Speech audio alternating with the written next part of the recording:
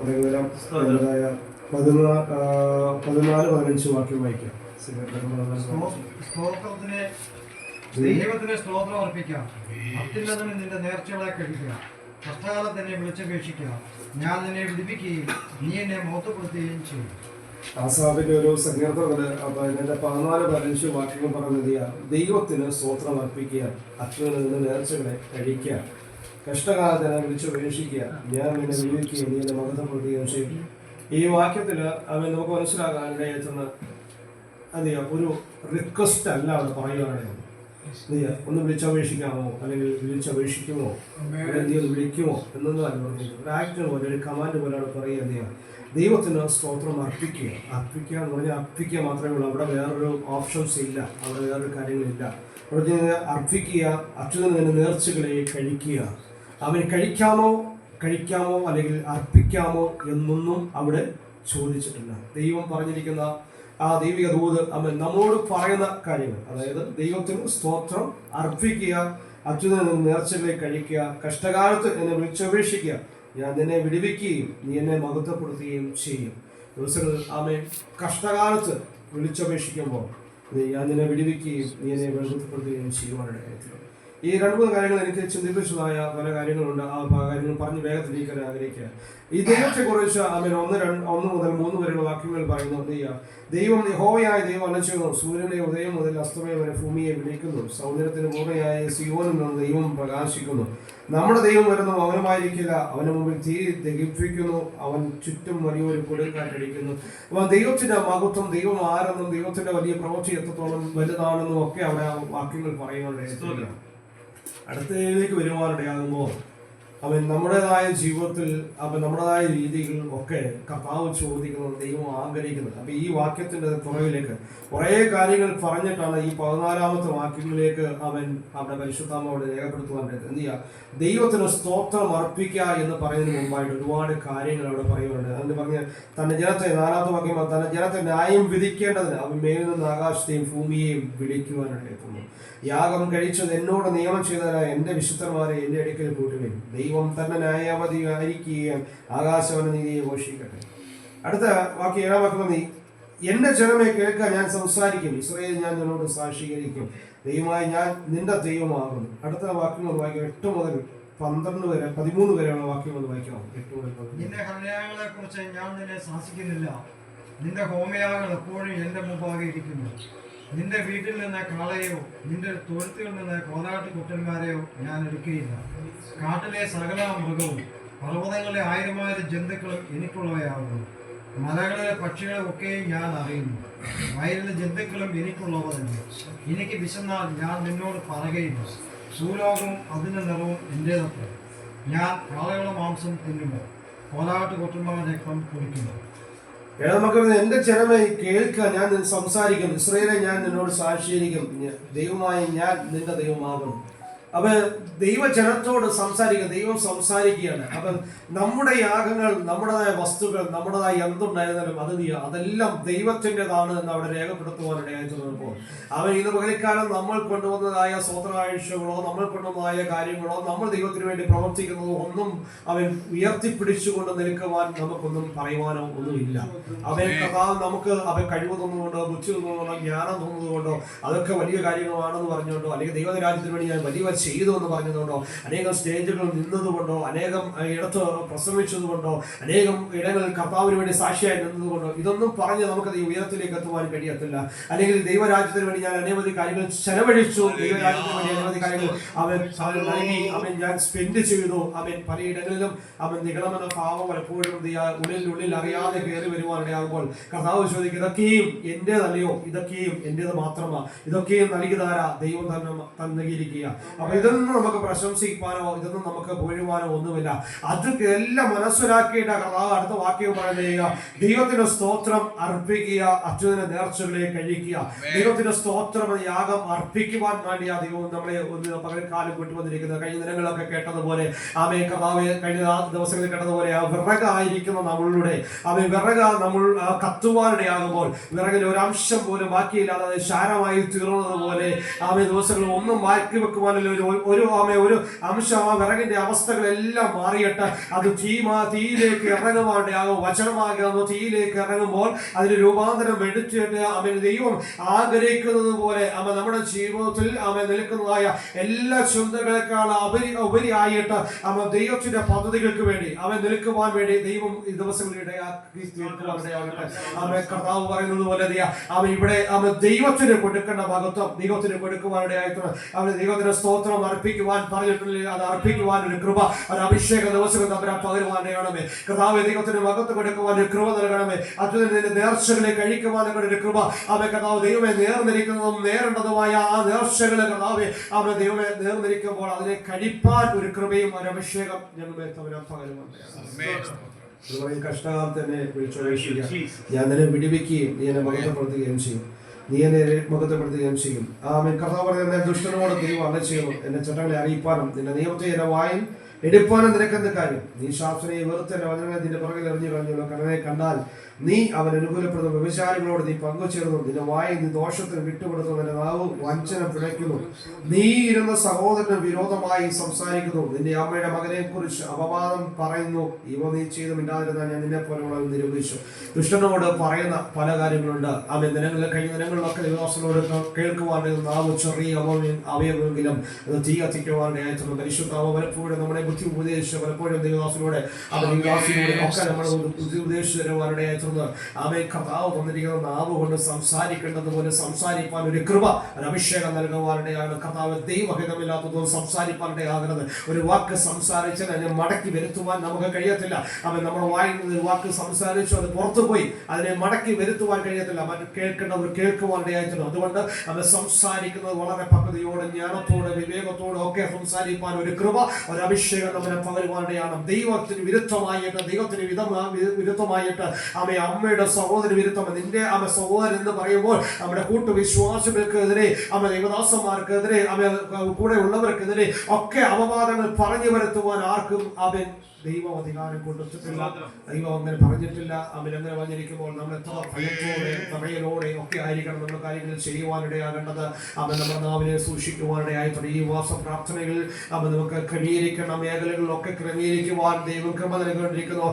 വീണ്ടും തെറ്റുകൾ വീണുപോകാതിരിപ്പാൻ ദൈവഹിതം പോലെ കർത്താവിന്റെ ഇഷ്ടം പോലെ കർത്താവ് ഒരു പണി നടക്കുവാനിടയാണ്. ദൈവം ആഗ്രഹിക്കുന്നത് പോലെ ഒരു പണി നടക്കുവാനിടയാണ്. ശീലോഷ്ണമാണ് തീർന്നാൽ ഞാൻ എന്നെ വായിൽ നിന്ന് ഉമർന്ന് കളയുമെന്ന് ദൈവത്തിന് വചനം പറയുമ്പോൾ പലപ്പോഴും നമുക്ക് ദൈവദൂതുകൾ കേട്ട് ദൈവത്തിന്റെ ആലോചനകൾ കേട്ട് നമ്മൾ മരവിച്ചു നിൽക്കുന്ന അനുഭവങ്ങൾ നിൽക്കുമ്പോൾ ദിവസങ്ങൾ ദൈവത്തിന് കഥാവ് ഹൃദയത്തിന് ഉള്ളിൽ സംഭവിച്ചത് കഥാവെ എല്ലാ ജീവിതത്തിൽ ആ കുറവുകളെല്ലാം ദൈവം ക്ഷമിക്കുവാനിടയാകണം. കഥാവെ എന്നെ ഒന്നുകൂടെ പണിയുവാൻ ദൈവം ഒന്നുകൂടെ ശുദ്ധീകരിക്കുവാനിടയാകണമേ. കഥാവെ അങ്ങ് കഥാവെ എന്റെ ജീവിതത്തിൽ ദൈവത്തിന് വിരുദ്ധമായി നിൽക്കുന്ന വാക്കുകൊണ്ടും പ്രവൃത്തികളും ചിന്തകളും ഒക്കെ നിൽക്കുന്നത് എല്ലാം അടിഞ്ഞു മാറുവാനിടയാണ്. കർത്താവിന് ഇഷ്ടമുള്ളത് ദൈവത്തെ മഹത്വപ്പെടുത്തുവാനും ദൈവത്തിന് നന്ദി കരറ്റുവാനും ദൈവം ചെയ്ത സകലത്തിനും ഉപകാരത്തിനും നന്ദി കരറ്റുവാനും ഒരു കൃപ, ഒരു അഭിഷേകം തമ്മിൽ പകരുവാനിടയായിട്ടുണ്ട്. അതിന്റെ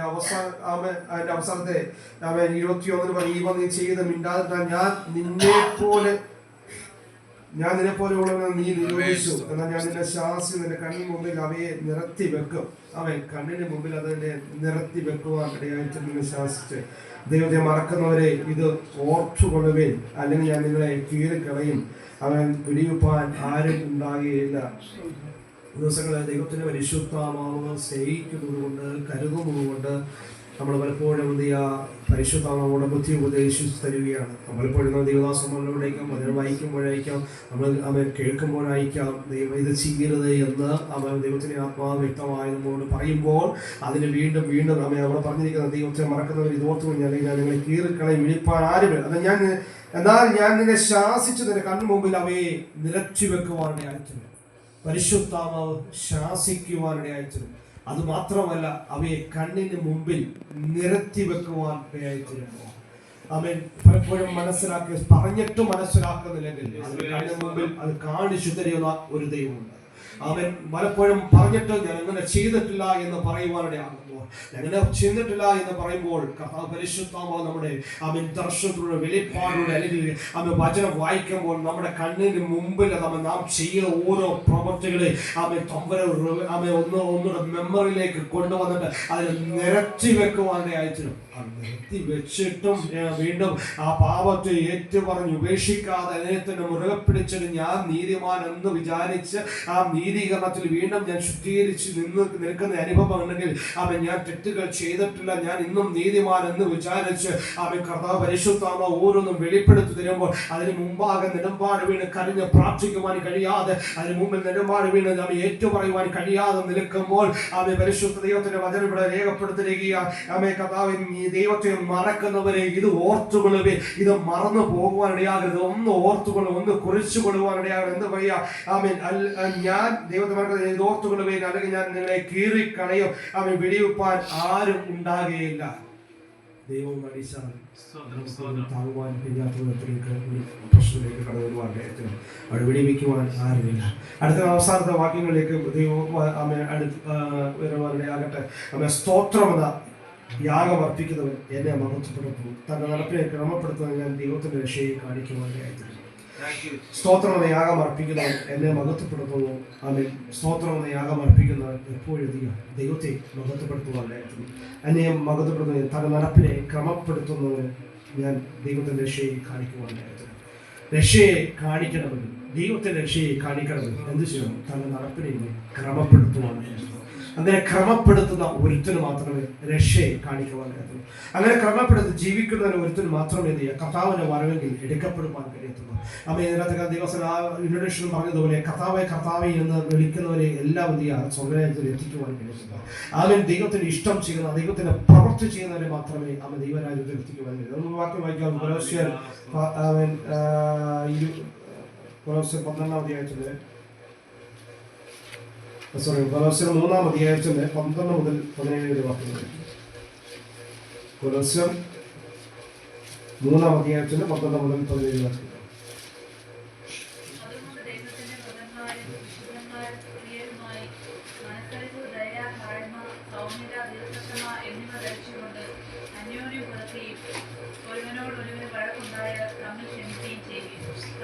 നിങ്ങളോട് ക്ഷമിച്ചതുപോലെ ക്രിസ്തുവിന്റെ സമാധാനം നിങ്ങളുടെ ഹൃദയങ്ങളിൽ വാഴട്ടെ. അതിനല്ലോ നിങ്ങൾ ഏക ശരീരമായി വിളിക്കപ്പെട്ടിരിക്കുന്നു. നന്ദിയുള്ളവരായി ഇരിപ്പീൻ. സങ്കീർത്തനങ്ങളാലും സ്തുതികളാലും ആത്മീയഗീതങ്ങളാലും തമ്മിൽ പഠിപ്പിച്ചും ബുദ്ധി ഉപദേശിച്ചും നന്ദിയോട് നിങ്ങളുടെ ഹൃദയങ്ങളിൽ പാടി ഇങ്ങനെ ക്രിസ്തുവിന്റെ വചനം ഐശ്വര്യമായി സകല ജ്ഞാനത്തോടും കൂടെ നിങ്ങളെ വർദ്ധിക്കട്ടെ. വാക്കിനാലോ ക്രിയയാലോ എന്ത് ചെയ്താലും സകലം കർത്താവായ യേശുവിന്റെ നാമത്തിൽ ചെയ്തു അവൻ മുഖാന്തരം പിതാവായ ദൈവത്തിന് സ്തോത്രം പറഞ്ഞുകൊണ്ടിരിക്കുന്നു. ഇവിടെ തന്റെ നടപ്പിനെ ക്രമീകരിക്കുന്ന ഒരു ആത്മീയൻ എങ്ങനെ തന്റെ നടപ്പിനെ ക്രമീകരിക്കുവാൻ കഴിച്ചു? ജഡത്തിന്റെ പ്രവൃത്തികളെ വിട്ടുമാറിയിട്ട് എങ്ങനെ ആത്മാവിന്റെ പ്രവൃത്തികൾ ചെയ്യുന്ന ഒരു മനുഷ്യൻ അവൻ ഒരു ആത്മാവിന്റെ ദൈവത്തിനും ജനങ്ങളെ അയച്ചുകൊണ്ട്, അതുകൊണ്ട് ദൈവത്തിന് വ്രതന്മാരും വിശുദ്ധന്മാരും പ്രിയരുമായി മനസ്സലിവ്, ദയ, താഴ്മ, സൗമ്യത, ദീർഘക്ഷമ എന്നിവ ധരിച്ചു. ഒന്നുണ്ടാവണം, മനസ്സലിവുണ്ടാകണം, ദയ ഉണ്ടാകണം, താഴ്മ ഉണ്ടാകണം, സൗമ്യം ഉണ്ടാകണം, ദീർഘക്ഷമ എന്നിവ ധരിച്ചുകൊണ്ട് അന്യോന്യം പൊറുക്കുകയും ഒരുവനോട് ഒരുവന് വഴക്കുണ്ടായി തമ്മിൽ ക്ഷമിക്കുകയും ചെയ്യുകയും. അന്യോന്യം പൊറുക്കുകയും ഒരുവനോട് ഒരുവന് വഴക്കുണ്ടായി തമ്മിൽ ക്ഷമിക്കുകയും ചെയ്യും. കർത്താവ് നിങ്ങളോട് ക്ഷമിച്ചതുപോലെ നിങ്ങളും ചെയ്യുകയും എല്ലാറ്റിനും ഇത് സമ്പൂർണ്ണതയുടെ ബന്ധമായ സ്നേഹം കൊടുക്കുക. അവൻ എക്സ്പ്ലെയിൻ ചെയ്യുവാനൊന്നും നമ്മുടെ ഒരു സമയമില്ല. അവൻ ഇവിടെ നടപ്പിനെ ക്രമീകരിക്കുന്ന ഒരു മനുഷ്യൻ നടപ്പിനെ ക്രമീകരിക്കണമെങ്കിൽ രക്ഷയെ, ദൈവത്തിൻ്റെ രക്ഷയെ കാണണമെങ്കിൽ അവനുണ്ടായിരിക്കേണ്ടതായ ക്വാളിറ്റി, അവൻ്റെ ജീവിതത്തിലുണ്ടാകേണ്ടതായ ദൈവം ഉണ്ടാകണം, മനസ്സിലുണ്ടാകണം, താഴ്മയുണ്ടാകണം, മറ്റുള്ളവരോട് നമ്മെ ക്ഷമിക്കുന്ന ഒരു മനസ്സുണ്ടാകണം. ഇതൊക്കെ നമ്മുടെ ജീവിതത്തിലുണ്ടാകണം. എല്ലാറ്റിനും ഇത് സമ്പൂർണ്ണതമായ സ്നേഹം ധരിപ്പയും എന്ന് പറയും. ക്രിസ്തുവിന്റെ സമാധാനം നിങ്ങളുടെ ഹൃദയങ്ങളിൽ വാഴട്ടെ. അതിനല്ലോ നിങ്ങൾ ഏകശരീരമായി വിളിക്കപ്പെട്ടിരിക്കുന്നത്. നന്ദിയുള്ളവരായിരിക്കുക. ക്രിസ്തുവിന്റെ സമാധാനം നിങ്ങളുടെ ഹൃദയങ്ങളിൽ വാഴട്ടെ. നിങ്ങളിൽ ആ ദൈവിക സമാധാനം ആറ് ഹൃദയങ്ങളിലാണ്, മറ്റുള്ളവരുടെ ഹൃദയങ്ങളിൽ വാഴട്ടെ എന്നല്ല, നമ്മുടെ ഹൃദയങ്ങളിൽ വാഴുവാൻ.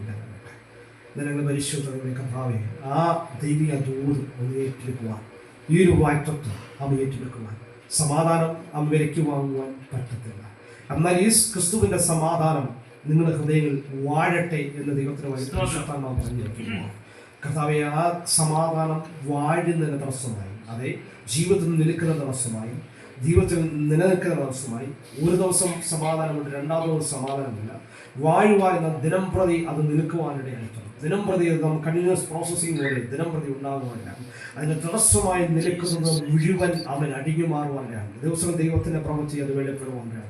എൻ്റെ ദൈവത്തിൻ്റെ വാക്തത്വമാണ് അവൻ കർത്താവെ ഈ സമാധാനം എന്നിന്മേൽ വാഴുവാൻ നിൽക്കണം സ്വർഗ്ഗവിടെയാകണം. അതിന് തടസ്സമായി നിൽക്കുന്നത് പല മണ്ഡലങ്ങളായിരിക്കാം. ഒന്നുകിൽ തലമുറയെക്കുറിച്ചുള്ള ഭാരങ്ങളായിരിക്കാം, തലമുറയെക്കുറിച്ചുള്ള വേദനകളായിരിക്കാം. പലപ്പോഴും ഈ ദുഃഖം നമ്മുടെ ഉള്ളിലേക്ക് കടന്നു വന്നിട്ട് നമ്മുടെ സമാധാനത്തെ തകർത്ത് കളയുന്ന മണ്ഡലം ഉണ്ടായിരിക്കും. പലപ്പോഴും രോഗത്തിൻ്റെ ബന്ധനങ്ങളായിരിക്കാം. ആ രോഗത്തിൻ്റെ അവസ്ഥകൾക്ക് നമ്മളെപ്പോഴും നമ്മുടെ സമാധാനത്തെ തകർത്തു കളയുവാനായിട്ട്, പലപ്പോഴും മറ്റുള്ളവരെ കുത്തുവാക്കുകളായിരിക്കാം നമ്മളെ തകർത്തു കളയുന്ന അനുഭവത്തിലേക്ക് നിൽക്കുവാനായിട്ടത്. പലപ്പോഴും അവൻ പല വിഷയങ്ങളായിരിക്കാം നമ്മുടെ സമാധാനത്തെ തകർത്ത് കളയുന്ന മണ്ഡലം ഉണ്ടായത്.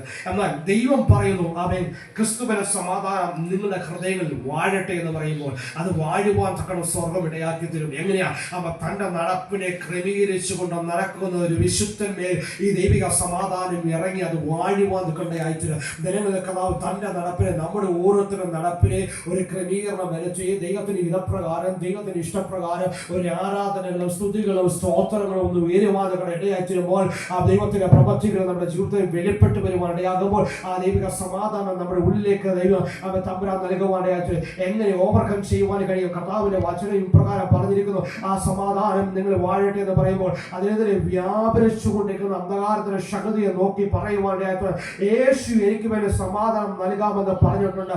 ആ സമാധാനത്തിന് വിരുദ്ധമായിട്ട് ഉയരുന്നത് സകലതും അവൻ ബന്ധിച്ച് പ്രാർത്ഥിച്ച് ജയമെടുക്കുവാനാണ്.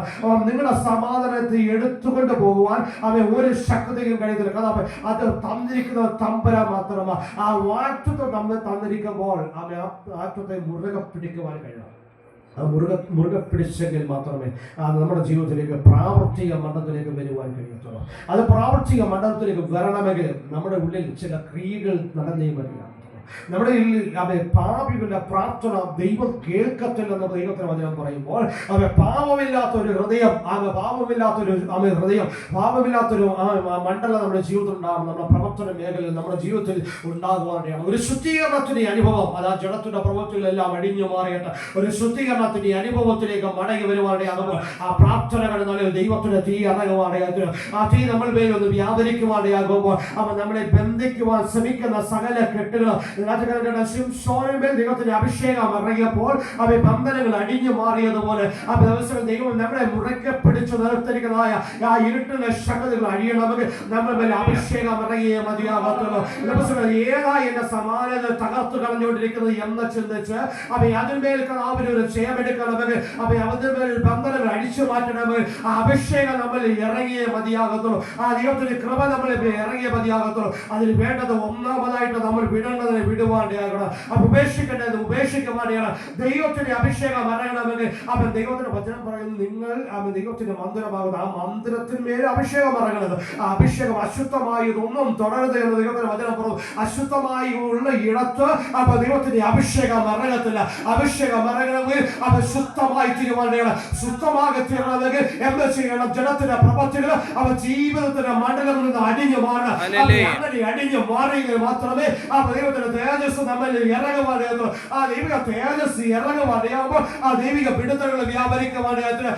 ആള് മാറിയതുപോലെ ആ ദൈവത്തിന്റെ പ്രവൃത്തി നമ്മെ അവ ചെയ്തെടുക്കുവാനുള്ള സ്വർഗമെടുക്കാത്തില്ല. ഒരേ ഒരു മാർഗമേ ഉള്ളൂ. ഈ ദൈവിക സമാധാനം നമ്മൾ മേൽ വ്യാപരിക്കണമെങ്കിൽ വാഴണമെങ്കിൽ ഒരേ ഒരു മാർഗമേ ഉള്ളൂ. ആ ദൈവത്തിന്റെ അഭിഷേകം നമ്മൾ മേൽ ഇറങ്ങിയേ മതിയാകത്തുള്ളൂ. ആ അഭിഷേകം ഇറങ്ങിയ മാത്രമേ ആ ദൈവത്തിന്റെ സമാധാനം നമ്മുടെ ഭവനങ്ങളുടെ അന്തരങ്ങളിൽ, നമ്മുടെ കുടുംബങ്ങളിൽ, നമ്മുടെ തലമുറ മേൽ വ്യാപരിക്കുവാനാകത്തുള്ളൂ. അതിനെതിരെ കർത്താവേ എത്ര ശക്തമായി വചനം പ്രകാരം മന്ത്രവാദികൾ എത്ര ശക്തമായിട്ട് മന്ത്രം ഉച്ചരിച്ചാലും അത് ഫലിക്കുകയില്ലെന്ന് ദൈവത്തിന്റെ വചനം പറയുമ്പോൾ അത് ഫലിക്കാതിരിക്കും ആരാധിക്കുന്നത് അവൻ ദൈവത്തിന്റെ പറ്റമാർക്ക, അവൻ ദൈവത്തിന്റെ ജനത്തിന്, അവൻ ഇസ്രായേലിനെ ആഭിചാരം, അവൻ യാക്കോബിനെ ആഭിചാരം ഭരിക്കത്തില്ല. ദൈവത്തിന്റെ വചനം പറഞ്ഞിട്ടുണ്ടെങ്കിൽ അവൻ നിശ്ചയമായി ദൈവത്തിനെ ആരാധിക്കുന്ന, അവൻ ദൈവത്തിന് വേണ്ടി നിൽക്കുന്ന, അവൻ കർത്താവിന് വേണ്ടി നിൽക്കുന്ന ഒരു ഭക്തനുമെതിരെ ഒരു അന്ധകാരത്തിന് ശക്തികൾക്ക് നിൽക്കുവാൻ കഴിയത്തില്ല. അവന് എന്താ ചെയ്യേണ്ടത്? നമ്മൾ ക്രമീകരിക്കുന്ന മണ്ഡലങ്ങൾ നമ്മൾ ക്രമീകരിച്ചൊരു മടങ്ങുമ്പോൾ ശക്തമായി ഉണ്ടാകുവാൻ്റെ ആഴ്ച ദിവസം ദൈവത്തിന്റെ പ്രവൃത്തി വെളിപ്പെടുവാൻ രക്ഷയെ കാണണമെങ്കിൽ ദിവസം നടപ്പിനെ ഒന്ന് ക്രമീകരിച്ചെങ്കിലേ മതിയാകത്തുള്ളൂ. എങ്ങനെയും ഓടി അവസാനം രക്ഷയെ കാണാമെന്ന് വിചാരിച്ച രക്ഷയെ കാണുവാൻ കഴിയത്തില്ല. ഓട്ടം തികച്ചെങ്കിൽ മാത്രമേ രക്ഷയെ കാണുവാൻ കഴിയത്തുള്ളൂ. ദൈവമേ അതിനൊരു കൃപ തമ്പുരാൻ പകരുവാണ്ടയാകണമെന്ന് പ്രാർത്ഥിക്കുന്നു. അബ്രഹാമിനോട് കഴിഞ്ഞ ദിനങ്ങളൊക്കെ ഞാനിങ്ങനെ ധ്യാനിക്കുവാണ്ടേ നമ്മൾ അബ്രഹാമിനോട് ദേശം കഴിച്ചു പറയാനും തോന്നി. വടക്കോട്ട് നോക്കാം, തെക്കോട്ട് നോക്കാം, കിഴക്കോട്ട് നോക്കാന്ന് പറഞ്ഞ് ദേശം നിനക്ക് കാണിക്കുവാനിരിക്കുന്ന ദേശം, നീ കാൽ കുത്തുവാനിരിക്കുന്ന ദേശം നിനക്ക് അവകാശമായി തീരുമെന്ന് പഴയ നിയമത്തിൽ പറഞ്ഞിരിക്കുമ്പോൾ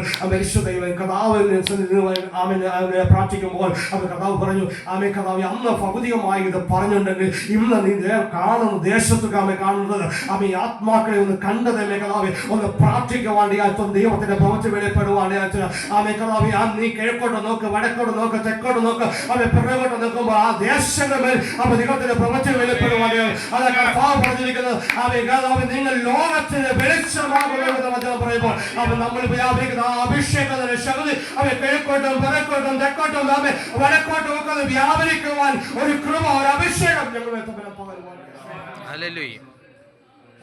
പലതിന്റെയും പൊരുൾ തിരിച്ചു തരുന്ന പുതിയ നിയമത്തിലേക്ക് പൊരുളായി തിരിച്ചു വരുവാണ്ടാകുമ്പോൾ നിഴലിനെ പൊരുളായി പുതിയ നിയമത്തിലേക്ക് വരുവാണ്ടാകുമ്പോൾ ദിനങ്ങളിൽ അന്ന് ഭൗതികമായത് അബ്രഹാമിന് വാഗ്ദത്തം പറഞ്ഞിട്ടുണ്ടെങ്കിൽ ഇന്ന് ആത്മാക്കളുടേതായ ഒരു കൊയ്ത്തിന് വേണ്ടി ദിവസം പ്രാർത്ഥിക്കുവാൻ ദൈവമൊക്കെ നൽകുവാണ്ടാകട്ടെ. പരിശുദ്ധമായൊരു പ്രവൃത്തി വെളിപ്പെടുവാണ്ടാകട്ടെ.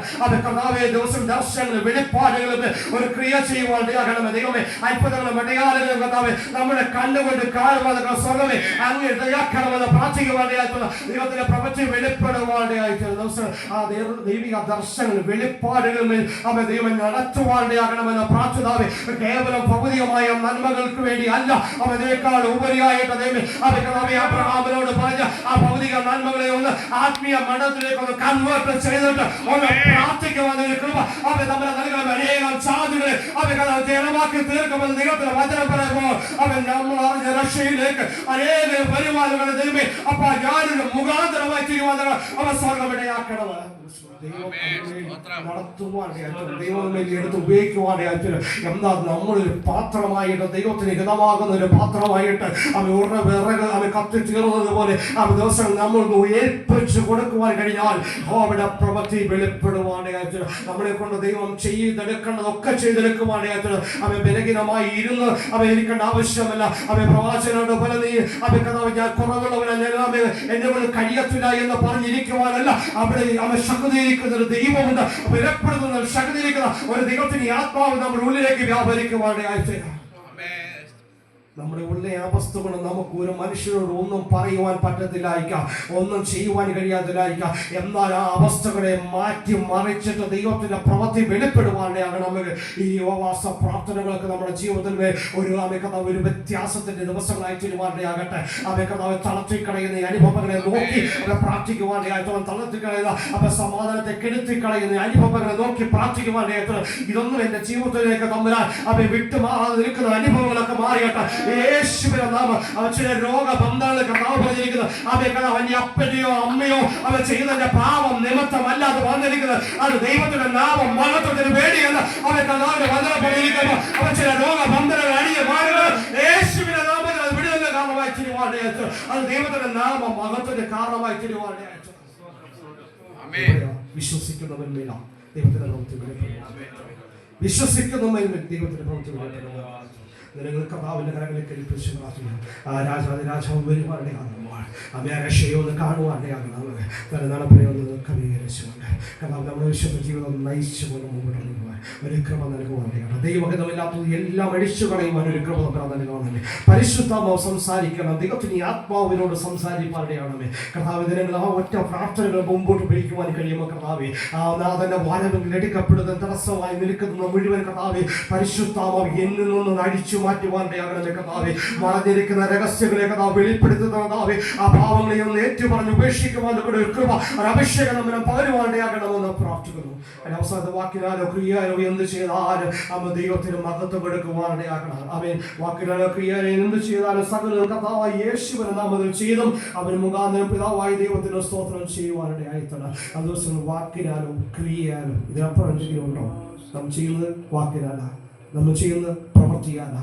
ഇത് രണ്ടിലും മഹത്വം നമുക്കെടുക്കുവാൻ കഴിയുമോ? നമുക്കെടുക്കുവാൻ കഴിയത്തില്ല.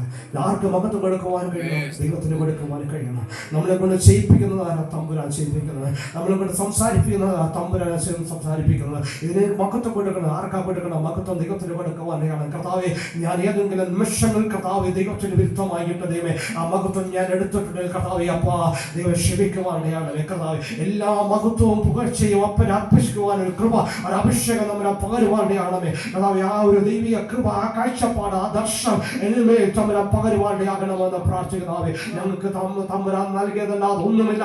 അമ്മ ദൈവത്തിന് രാജ്യത്തിൽ ഞങ്ങൾ എത്തണം. അമ്മ ദൈവരാജ്യത്തിൽ ഞങ്ങൾ എത്തണം കർത്താവേ. ഞങ്ങൾ ഇന്ന് ആരാധിച്ചും പ്രാർത്ഥിച്ചും കർത്താവേ നിന്നത് വെറുതായി പോകുവാനാകരുത്. ഞങ്ങൾ ഒരാത്മാവ് പോലും നഷ്ടപ്പെട്ടു പോകുവാനാകാതെ പരിശുദ്ധമേ ഞങ്ങൾ എല്ലാവരും കർത്താവിന് വരവെങ്കിൽ എടുക്കപ്പെടുവാനാണ്. അതുകൊണ്ട് നാവ് കൊണ്ട് പാപം ചെയ്യാതിരിക്കാൻ സൂക്ഷിക്കണം. അവൻ കർത്താവെന്ന് കീറിക്കളഞ്ഞാൽ അതിനെ വിടിപ്പിപ്പാൻ ആരുമില്ലെന്ന് വചനം പറയുവാനാകുമ്പോൾ നമ്മുടെ നാവ്, നമ്മുടെ ക്രിയ എല്ലാം കർത്താവിന്റെ മഹത്വത്തിന് കാരണമായി തീരുവാനാകണമേ. ദിവസം ദൈവം ഈ വചനം ദൈവം അനുഗ്രഹിക്കട്ടെ എന്ന് പറഞ്ഞ ദിവസം